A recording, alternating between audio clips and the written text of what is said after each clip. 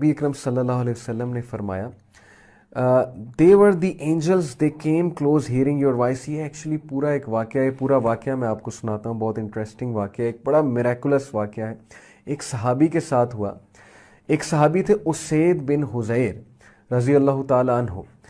While he was reciting Surah Al-Baqarah at night and his horse was tied beside him, the horse was suddenly startled and troubled. सूरह अल-बकरा पढ़ रहे थे रात के time, और इनका जो घोड़ा था वो साथ ही बंधा हुआ था।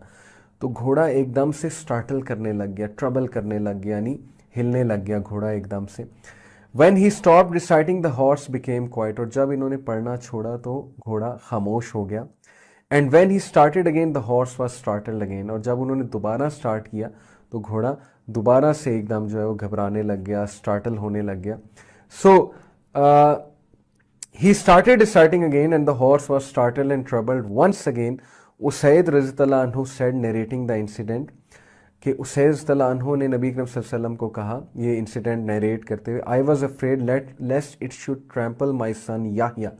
मुझे खौफ आ रहा था कि घोड़ा एकदम से इस तरह क्यों हकला रहा है, एकदम से क्यों हड़बड़ा रहा है, क्यों हिल रहा है इस तरह से, कहीं ऐसा न हो कि ये मेरे बेटे याहिया को ट्रैम्पल कर दे। I stood near the horse and saw something like a canopy over my head. मैं घोड़े के करीब खड़ा हुआ और मैंने देखा कि मेरे सर के ऊपर एक कैनपी सी है, जैसे एक टेंट सा होता है, और what seem to be lamps in it, और इसके अंदर लैम्प्स थे, लाइट निकल रही थी, rising up in the sky till it disappeared, और ये राइज हो रही थी आसमानों में, टिल इट डिसअपीयर्ड, कि ये वहाँ से फिर डिसअपीयर हो गई। The next morning Usaid inform the profit सल्लल्लाहु अलैहि वसल्लम ऑफ द इंसिडेंट। तो ये सारा इंसिडेंट, सारा वाक़या उसैद रज़ियल्लाहु अन्हु ने नबी अकरम सल्लल्लाहु अलैहि वसल्लम को फरमाया। नबी अकरम सल्लल्लाहु अलैहि वसल्लम ने फरमाया, those were the angels who came near to you for your voice, and if you had kept on reciting till dawn, it would have remained there till morning, when people would have seen it as it would have not disappeared. कि अगर तुम ये पढ़ते रहते don तक, तो लोग तुम्हारे करीब आते और लोग भी देखते इस मौजज़े को। असल में ये एंजल्स थे जो वहाँ पर जमा हो गए थे, और वो उनकी तिलावत सुनने आए थे, यानी सूरह अल बकरा की तिलावत विटनेस करने आए थे एंजल्स। दिस ऑल्सो शोज़ कि सूरह अल बकरा इज़ सो पावरफुल कि एंजल्स इसकी तिलावत विटनेस करने होते हैं, और वैसे भी एंजल्स सारे कुरान की तिलावत विटनेस करने आते हैं, बट दिस वाज समथिंग जो सहाबी ने खुद अपनी आंखों से विटनेस किया। एक और हदीस में आता है, द प्रॉफिट सल्लल्लाहु अलैहि वसल्लम सेड दैट शैतान fleas from a house where सूरह अल बकरा इज़ रिसाइटेड।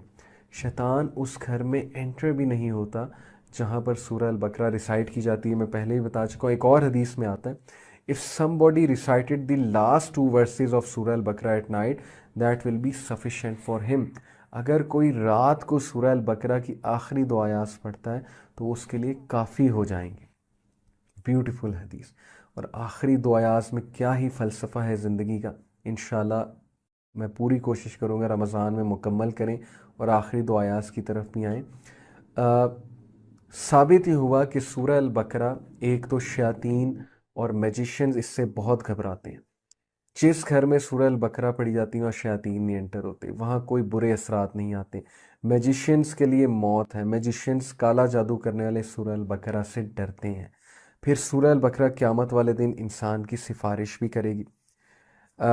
एक हदीस में आपको, बहुत लंबी हदीस है, मुस्नद अहमद की, छोटी करके सुनाता हूँ। नबी अकरम सल्लल्लाहु अलैहि वसल्लम ने फरमाया, लर्न सूरह अल बकरा and all Imran because they are 2 lights and they shade their people on the day of resurrection, just as 2 clouds, 2 spaces of shade, or 2 lines of flying birds. The Quran will meet its companion in the shape of a pale-faced man on the day of resurrection when his grave is opened. The Quran will ask him, do you know me? The man will say, I do not know you. बड़ी खूबसूरत हदीस है कि कुरान एक पेल shape man की सूरत में इंसान से कब्र में मिलेगा, यानी एक इंसान की सूरत इख्तियार करके, और पूछेगा कि क्या तुम जानते हो मैं कौन हूँ? शख्स कहेगा नहीं।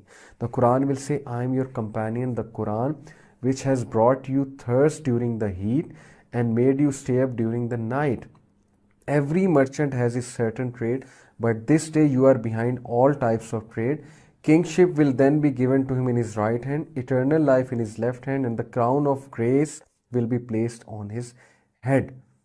ये है उस शख्स की मिसाल जो कुरान पढ़ता है। कुरान اس کے سامنے انسان کی شکل میں آ کے اسے خوشخبری دے گا کہ میں تمہارا ساتھی، تمہارا کمپینین، جسے تم ریسائٹ کیا کرتے تھے۔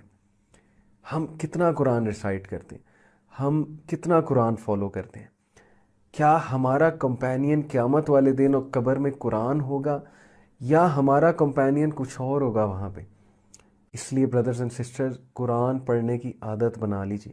اگر آپ کو میری ٹپ چاہیے تو ہر نماز کے بعد، نہ صرف رمضان میں بلکہ ہر دن، رمضان کے بعد بھی ہر مہینے، پورا سال، میرے سے ٹپ لے لیجئے کہ ہر نماز کے بعد 10 آیات، 20 آیات، 30 آیات، جتنی آپ کی استطاعت ہے، ہر نماز کے بعد پڑھنا شروع کر دیں۔ This will make your habit to read the Quran. آپ کو ایسا سکون ملے گا، آپ کو ایسی راحت ملے گی، اور آپ کا قرآن سے ایسا تعلق قائم ہوگا کہ Quran will be your companion, and on the day of judgement and in the grave it will say کہ میں تمہارا کمپینین ہوں۔ تو کیا آپ نہیں چاہتے کہ قرآن آپ کا دوست ہو، قرآن آپ کا کمپینین ہو؟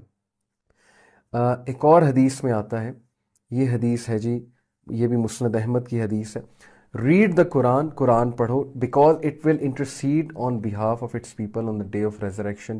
جیسے نبی اکرم صلی اللہ علیہ وسلم نے اس حدیث میں کہا کہ they will shade their people, their companions on the day of resurrection, just as two clouds, two spaces of shade or two lines of flying birds۔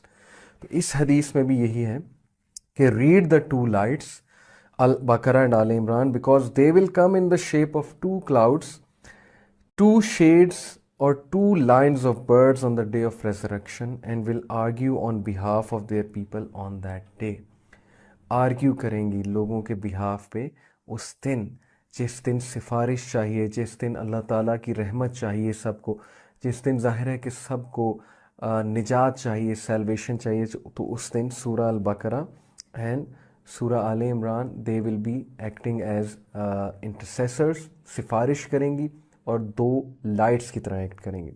پھر نبی اکرم صلی اللہ علیہ وسلم نے فرمایا ریڈ البقرہ، سورہ البقرہ پڑھو، because in having it there is blessing, and in ignoring there is a sorrow, and the sorceresses cannot memorize it۔